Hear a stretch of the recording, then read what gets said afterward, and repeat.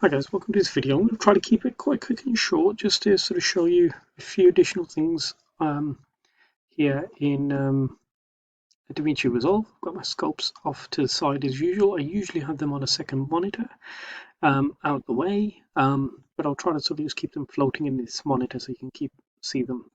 So I've got these shots which are available on week 10 and they all come with a short description of what needs doing. So this one, for example, says make the buildings darker and make the water warmer. This one says warm the beach up. This one says keep the flame in color but make everything else black and white. Okay, and this one sort of says and make the house spooky. And the reason I went for those kind of descriptions is because you'll usually find if you're doing some kind of color correction and grading, that's exactly what you're going to get, right? If the person sort of was able to grade it themselves, they would probably be doing it themselves. So most times, you know, you're doing this stuff for people who don't really perhaps understand the process. So they're not going to say, oh, the tonal range needs to be extended or anything like that. They're just going to be like, I want this shot to look spooky, or, you know, this shot looks a little dark, you know, and you've got to then figure out, okay, what exactly do I need to adjust to get the look that they want? So yeah, there's a few shots. This one says replace the sky. This one says bring out the color in the shirt. But rather than going through all the videos and making a very long going through all the clips and making a very long video, I'm just going to focus on this first one in this exercise, which, like I says, just make those buildings a bit darker and warm the water up. Okay, so first thing we're going to do is just adjust the tonal range as usual. So we can see we've got a big spike there towards the sunlight, and then everything else kind of falls off. So I'm just going to extend that out a bit so that sunlight reaches the top, and I'm going to pull those shadows down a bit. You'll see by just doing that I've made it darker anyway in this area, so I might already be happy with what I've got, but I'm going to add a second node, and I'm going to look at this, and I can see the buildings are generally in the sort of mid to sort of lower range. So I'm going to take those two areas, I'm going to just bring them down slightly on this new node, and there we go. Okay, and again, remember, if you want to, you can change the label. So we can put total range, and we can put dark buildings. Okay, so I know what each one is doing. So I've done that, and I'm kind of happy with what I've got there. So the other thing was warm the water up. Now this is where it gets a little more trickier, because if I'm just trying to warm the water up, I can't really do it with a selection. So what I'm going to do is add a new node.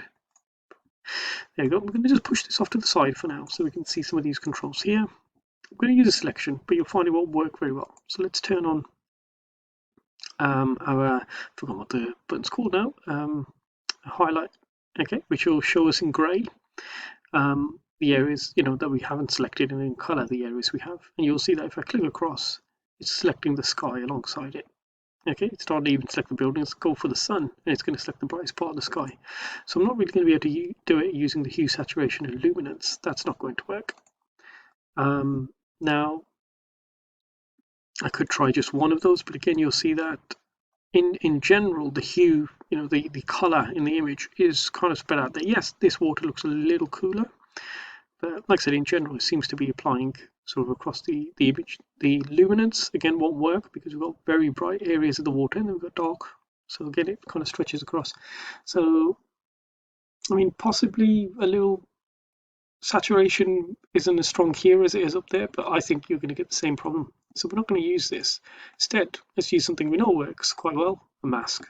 Okay, so on this new layer, I'm going to just go in and, sorry, a power window, should remember that. I'm going to use a power window. Okay, so I'm going to stretch that across there, stretch that across there, so we've got the whole water. Now, you obviously, you may have noticed it's not a static shot. The shot does pan up, but we'll have a look at that. Sorry, tilt up. We'll have a look at that in a moment. So always apply a bit of a feather because that's the thing that allows it to blend in. There we go. And I'm going to try it just like that for now. So I'm going to leave that as it is, turn it off so I don't have to see it. And I can work on the grade. So if I look at that, again, we can see it's in the whole range, but the water I'm trying to tackle is most likely going to be down here. So it's kind of in the mids and the shadows. So let's just pull. Now, if I pull that down a bit, obviously it's making it a little bit darker, but we'll stretch it out. Okay. So just stretch that water out a bit, and then just add in slightly the warmer tone that I'm looking for. That's up to me how much I want to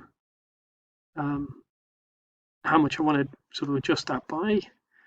And still got my highlight on. Sorry, I was wondering why I had the grey on the top there. And there we go. So you can see now, if we just disable that for a second, that was the water initially, that's the water now. So we've really warmed that up. Problem we've got is obviously the shot is moving, so the mask stays sort of where it is. And actually, I was going to look at tracking. I'm still going to look at it anyway, just to show you, but it kind of works. It's sort of the mask is there, still there, and it's not tracking or anything like that. It actually just works without it. And I would say that if you don't need to use any additional features and that works, that's great.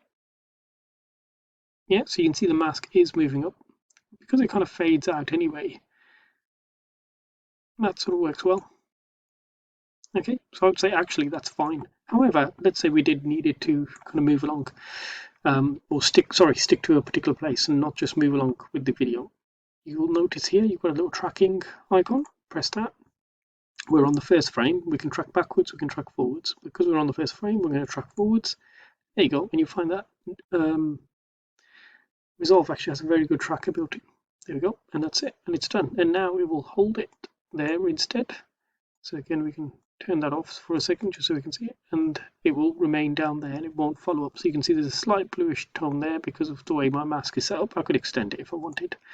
But that works really well. And just to show you that again, so you can see it track along. Yep, works really well. So yeah, that's how we would track that if we needed it.